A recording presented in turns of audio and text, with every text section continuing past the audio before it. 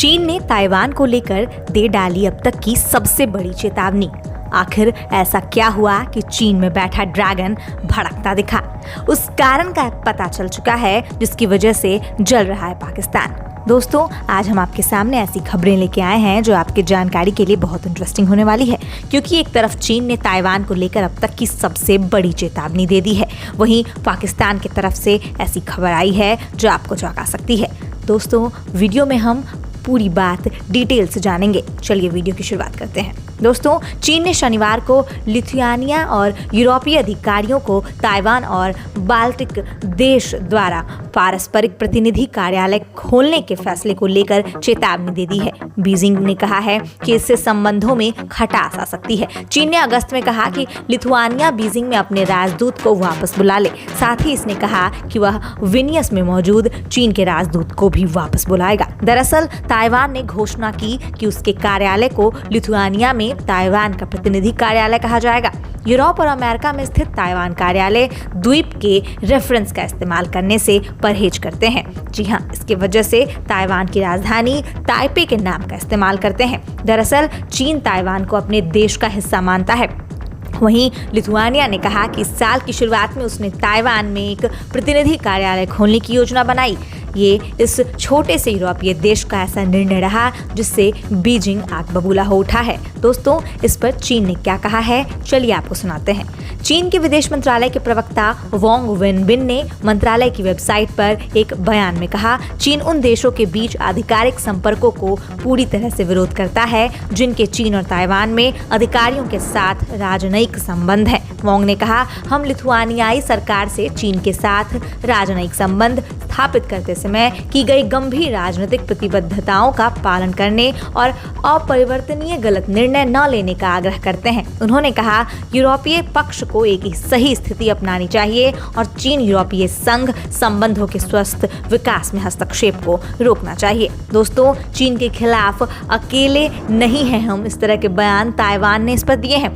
ये क्या है, आइए आपको हम सुनाते हैं। दोस्तों, हाल के दिनों में ताइवान और चीन के बीच विवाद में इजाफा हुआ है, जैसा कि हम आपको अपनी पिछली वीडियोस में बताते ही आए हैं। चीन ने पिछले दिनों ताइवानों की ओर दर्जनों लड़ाकू विमानों को उड़ाया। इसे लेकर माना गया कि क्या कहीं चीन ताइवान पर हमला करने की फिराक में तो नहीं है। वहीं ये सब देखते हुए ताइवान के राष्ट्रपति साई इंग वेन ने कहा कि उनका मानना है कि अगर देश पर चीन हमला करता है तो अमेरिका और अन्य क्षेत्रीय लोकतंत्र उनकी सहायता के लिए आगे आएंगे। जी हाँ, ताइवान के राष्ट्रपति का ये बयान ऐसे समय पर आया जब अमेरिका ने ताइवान के संयुक्त राष्ट्र में हिस्सा लेने को समर्थन दे दिया। दोस्तों, पाकिस्तान में तहरीके लब्बैक पाकिस्तान यानी TLP पर प्रतिबंध और उसके चीफ मौलाना साद हुसैन रिजवी की गिरफ्तारी पर शुरू हुआ बवाल थमने का नाम नहीं ले रहा है। जी हाँ दोस्तों, आपके सामने अब हम ऐसी खबर रखने वाले हैं जो सीधा पाकिस्तान से आई है।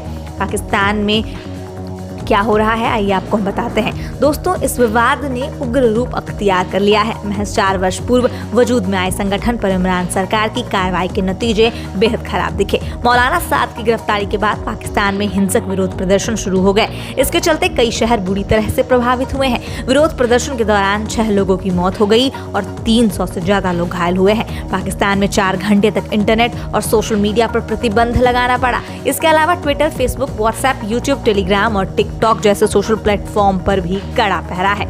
आखिर कौन है साद हुसैन, क्या है इसका आतंकवादी कनेक्शन, क्या है पाकिस्तान सरकार की बड़ी चिंता, आइए आपको इस वीडियो में हम डिटेल से बताते हैं। दोस्तों, TLP पाकिस्तान में सक्रिय एक इस्लामिक कट्टरपंथी संगठन है। वर्ष 2017 में खादिम हुसैन रिजवी ने इसकी स्थापना की थी। वह धार्मिक विभाग का कर्मचारी और एक मस्जिद का मौलवी था। खादिम खुद को पैगंबर इस्लाम का चौकीदार कहता था। TLP की स्थापना की बुनियाद धार्मिक कट्टरता और घृणा पर टिकी है। वर्ष 2011 में पाकिस्तान में चर्चित मामला सामने आया था जिसमें पंजाब के गवर्नर सलमान तासीर की हत्या उनके पुलिस गार्ड मुमताज कादरी ने कर दी थी। सलमान की हत्या की वजह सिर्फ यह थी कि वह पाकिस्तान में ईर्ष निंदा कानून का विरोध कर रहे थे। खादिम हुसैन ने मुमताज कादरी का खुलकर समर्थन किया था। इसकी वजह से उसे अपनी सरकारी नौकरी भी गंवानी पड़ी थी। कादरी को बचाने के लिए वर्ष 2016 में उसने बिना अनुमति के रैली की शुरुआत की। दोस्तों, अब तहरीके लब्बैक का सियासत में किस तरह से दखल हुआ, आइए आपको ये भी हम बताते हैं। कादरी की फांसी के बाद खादिम पाकिस्तान में मशहूर होता गया। इसके बाद उसने तहरीके लब्बैक पाकिस्तान या रसूल अल्लाह बनाने की घोषणा की। कट्टरपंथी विचारधारा की वजह से कुछ ही समय में टीएलपी का पाकिस्तान में मजबूत आधार बन गया। पार्टी के पोस्टरों में उन लोगों को दिखाया गया जिन्हें इर्श निंदा के नाम पर पाकिस्तान में कादरी को निर्ममता से मार डाला था। टीएलपी ने पाकिस्तान के आम चुनाव में भी हिस्सा लिया। इस चुनाव में उसके संगठन को मामूली सफलता मिली। बावजूद इसके धर्म के नाम पर टीएलपी के आंदोलनों का दबाव सरकार और दूसरी पार्टियों पर साफ दिखने लगा। पिछले वर्ष 2020 में बीमारी के बाद 55 साल की उम्र में खादिम की मौत हो गई थी।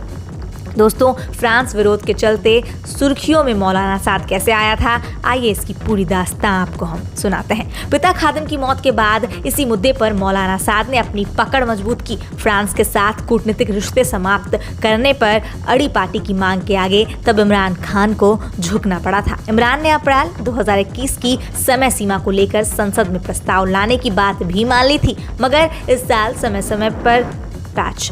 साल समय सीमा से पहले ही 12 अप्रैल को इमरान सरकार ने मौलाना साद को गिरफ्तार कर उसके संगठन को प्रतिबंधित कर दिया था। इसी कार्रवाई के बाद पाकिस्तान में बवाल शुरू हुआ। इसके आगे भी जारी रहने की आशंका जताई जा रही है। दोस्तों, आखिर पूरा मामला क्या है, चलिए एक प्रकाश इस पे भी डालते हैं। बता दें कि टीएलपी के कार्यकर्ताओं ने पिछले हफ्ते लाहौर से इस्लामाबाद तक रैली निकालकर पाकिस्तान सरकार से अपने नेता साद रिजवी की रिहाई की मांग की थी। उसे पिछले वर्ष फ्रांस के खिलाफ प्रदर्शन करने के लिए गिरफ्तार किया गया था। फ्रांस की एक पत्रिका ने पैगंबर मोहम्मद के कार्टून प्रकाशित किए थे, जिसके खिलाफ उसने पिछले वर्ष प्रदर्शन किए थे। टीएलपी का मानना है कि ये इर्श निंदा के तहत आता है। इस संगठन की मांग है कि फ्रांस से आयातित सामान पर प्रतिबंध लगे और फ्रांस के राजदूत को देश से बाहर निकाला जाए। उधर धार्मिक मामलों एवं अंतर धार्मिक सौहार्द मामलों के मंत्री पीर नूर उल हक कादरी ने कहा कि पाकिस्तान की सरकार और टीएलपी के बीच वार्ताकार के तौर पर काम करने के लिए 12 सदस्यीय समिति का गठन किया गया है। दोस्तों, आज के लिए बस इतना ही। आपसे मिलते हैं अगली वीडियो में। आप हमें कमेंट करके जरूर बताएं कि आपको ये वीडियो हमारी कैसी लगी है। आपको अगर ये वीडियो अच्छी लगी हो तो लाइक ज़रूर कर दीजिएगा और अगर आपने चैनल को सब्सक्राइब नहीं किया है तो वो भी कर दीजिएगा। तब तक के लिए धन्यवाद।